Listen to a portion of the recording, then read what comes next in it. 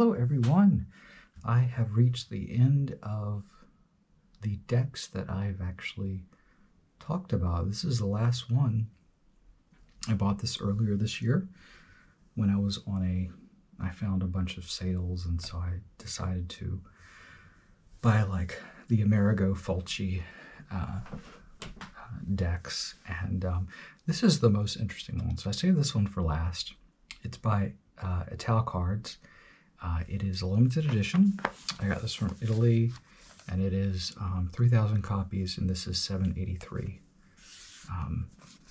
Italic Cards, they have like a plastic insert. Sometimes, because of the varnish, they kind of smell a little bit, but this came with 2 books in different languages, but I thought it was important to read Amerigo Folchi's thoughts on this deck, because I was actually kind of shocked, which was crazy, because I was like, I don't know, sometimes I wrestle with his artwork. I think he's great, inspired and everything, but I wrestle with it. If you stay tuned at the end of the video, I'm going to show you some of the latest artwork that I've been working on, which I think has been fairly successful, and I've sold a few, so I thought I'd give you maybe a little bonus at the end. So anyway, the tarot cards by Amerigo Folchi. He says, I think of the tarot as a magical book written with illustrations telling its story by means of allegories. Inherent in this story are traditional esoteric values, which can be freely and imaginatively interpreted by the reader. The artist who creates signs and images may be forever reinvent the sequence of figures in a new game in his own image and likeness. It is precisely for this reason that the author necessarily transcends conventional uses, transforming and personalizing such figures and adapting them to his own inner felt needs or the historical period in which he lives. So this is the part that kind of shocked me. I had felt for some time the need to design a tarot deck which was on the contrary free of iconographic, historical, or commemorative references, free of conditioning themes and manneristic designs of elaborate imitations of particular decorative styles. I opened up a brief parenthesis in my already densely populated world of arcanum imagery, letting loose my imagination in order to freely interpret the design of each card. As in my previous work, the Tarocco Mitologico, I employed the technique of collage, assembling the drawings and paintings as to obtain a contrast of colors which was more emotionally intense and creating an almost three-dimensional image. That's what was kind of shocking to me, is that he's like, I'm going to throw, which as an Italian, that was just kind of shocking to me, that throw the legend, the wonderful, everything from the tarot, the history, just all the things that go into tarot, throw it out the window and start from scratch. So let's look at the back of the card. It says Amerigo Folchi. Amerigo Folchi, he's signed it twice, and it's not really reversible. It says Italic Cards there and Italic Cards there. So we have a darker purple and lighter purple. And this is very typical of his style. This sort of, to me, it reminds me of a very like early 90s, late 80s aesthetic. And here's the title card. But here's the real title card. So we have this card and this card.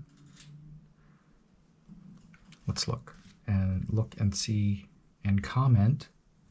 I'm interested to see what people think of this deck, because it is fairly unusual, and he is a respected tarot artist. So let's look.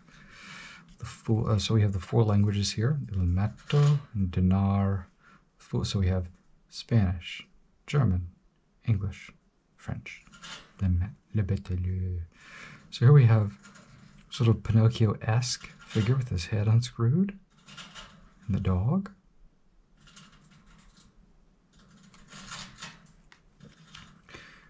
Magician, a rabbit in a hat, but a question mark. I like this one. This one's really fairly mysterious. This reminds me of a Magritte, the lovers, or the kiss. Imperatrice. So it looks like we got his typical, the fabric patterns, which are a hallmark of Amerigo Folchi, really exhibited here. Almost like a tartan, not quite, but almost. Okay, the German, der Hohenpriester, der Hohenpriester, der Hohenpriester, I think that's right. Der Pape, der Papa, the Hierophant. Simplistic. Gli innamorati di Liebenden, l'amoureux. It's pretty. I like the pink. Pink is pretty. This one is kind of, to me, it reminds me of the naughtiness of the Italians. We have the 8-spoke wheel, and then we have lingerie, garter belt. I always think of the Italians as very like love-centric, romanticism. I mean, think of Casanova. Justice, again, sort of, I like the eyes. Hermet. There's that fabric again, but there's a moon there. Wheel of Fortune. Odd. Here's a strawberry. Strength. This looks like a dessert person. Looks like a meringue there, cherries. Strength of avoiding bad stuff. Eat bad stuff. Oh, I should remark on the cardstock, it's like almost like it's slick, playing card feel, typical of Ital cards. The Hanged Man.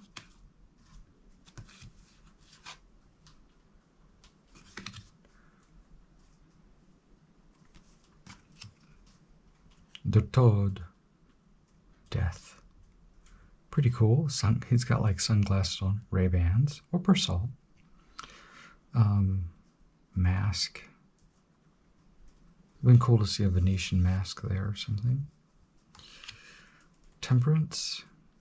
Oh, look at that. So we got the milk. Like that's whenever I see gushing out of breasts, it's usually refers to an alchemical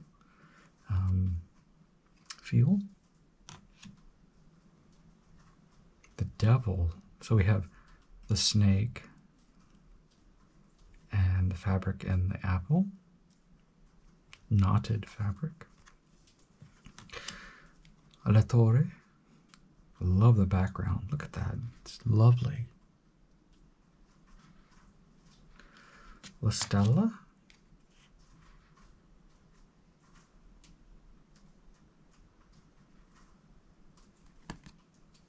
Kind of goldy colored. La Lune. La Luna, le Mont, the moon, la Lune. Very subconscious, dreaming quality to it. So we have a lion's face, maybe?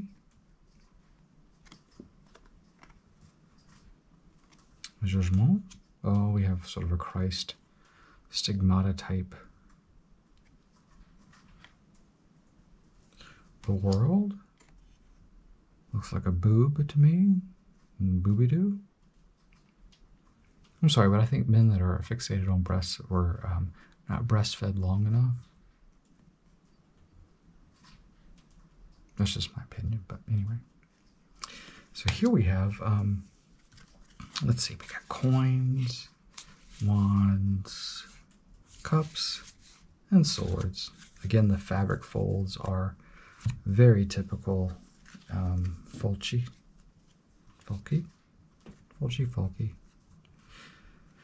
And they're simplistic, they're very pippish. So we look at the beautiful folds of fabric. Here's the ace and the folds and how they sort of interact.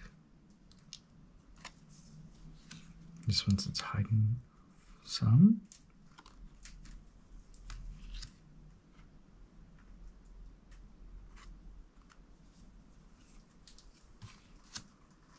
I have a feeling as an artist he mastered in the drawing of fabric, which is very difficult. I remember drawing a dress from a catalog without the person in it because that was the assignment, and the folds and shades just threw me for a loop. My professor was not happy. She said, your shading needs work. And I took that as a complete insult, but I knew she was right. 9, 10. I'm not the best at shading in my drawing, but I understand shading. Page, 20. Oh, look at this. This is a nice card. Knight of Coins. Cavallo de Dinari.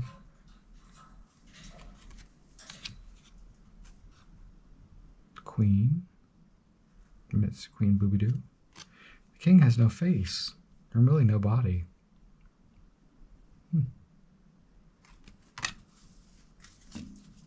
Okay. And we have wands, just like the...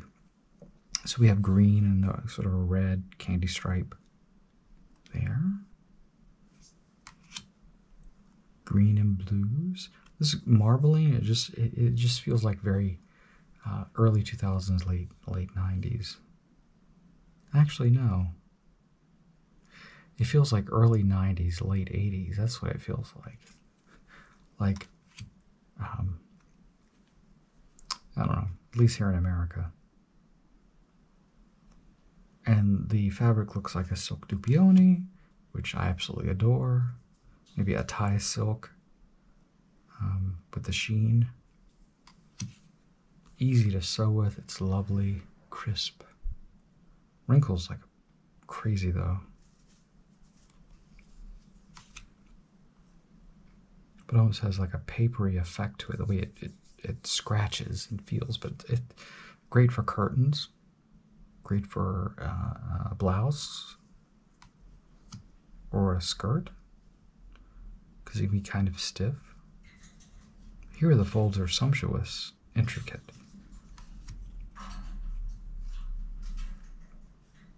Otto is 8. Look at that, I love that.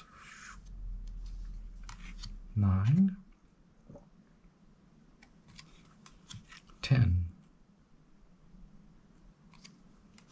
Here we have the page.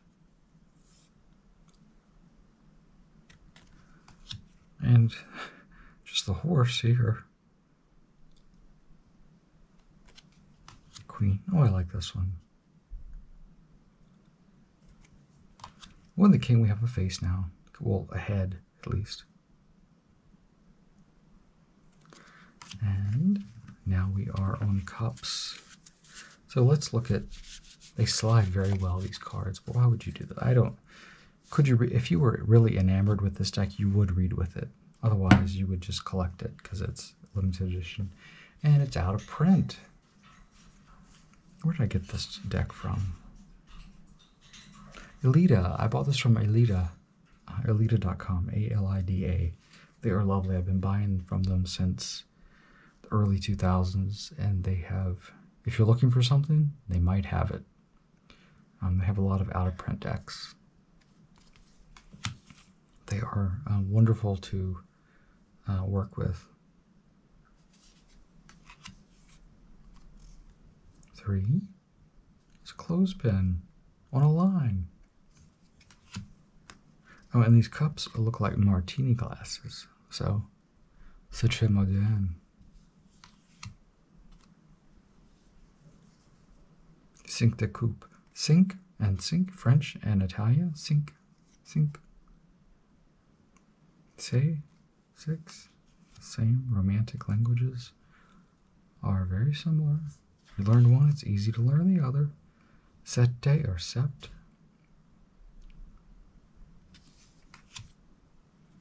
Germanic language kind of goes off in another direction, but Spanish, French, Italian, Portuguese, it's very similar. And 10 is a big cup.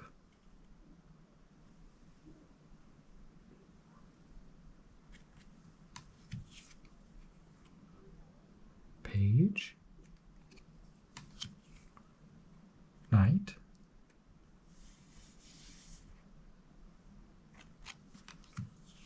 queen, king. No head, just so I'm expecting in the swords there will be a king with a head. I want to take a sneak peek. Let's see.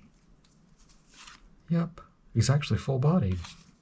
Okay, last suit. Spade, as, or schwert, swords, épée, les grandes épées. Now, swords and fabric don't really mix. They would stab and tear the fabric. We have red. I think it would be blue for air, but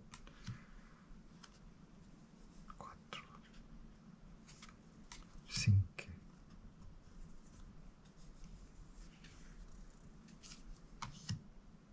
Six or say. 7. Oof. 8. 9. And oof. And 10. It's pretty violent. Look how they're stabbed into the fabric. C'est très mal. C'est très mal. Page. We have a nude, finally. This one's a close-up. Knight. Oh, Fanny. Donna de Spade. Reine de P, Queen. We'll call her Queen Fanny. And then there's the king. There we go. So there we go. The last deck. I actually feel a little uninspired by this deck. It kind of drained me. I saw this, I bought it and it was sitting on my shelf and I'm like looking at it and staring at it and like I'm going to talk about this, I'm going to look at it. There we go. Il trucco di Amerigo Folchi or Folchi, maybe Folchi. Ital cards, edizione limitata e nummerata. There we go. Really amazing condition. I mean, I ripped the plastic off this. This came out in 1991, made in Bologna. So for it to be over 20 years old is it's an amazing shape. Wonderful. All right. Thank you so much for watching. Oh, my art. If you stuck around this long, well, I get to show you some of my art I've been working on. I've been doing lino print. So here's a plague doctor. Here is a baby goat. Here is a turtle. Here is a pair of tennis shoes I did separately, and I can move them around. And one of my favorites is a rabbit. So, some of my favorites. It's been so much fun carving the linoleum or the rubber and then inking it and stamping it. It's just really fun. Anyway, there you go. See you next time.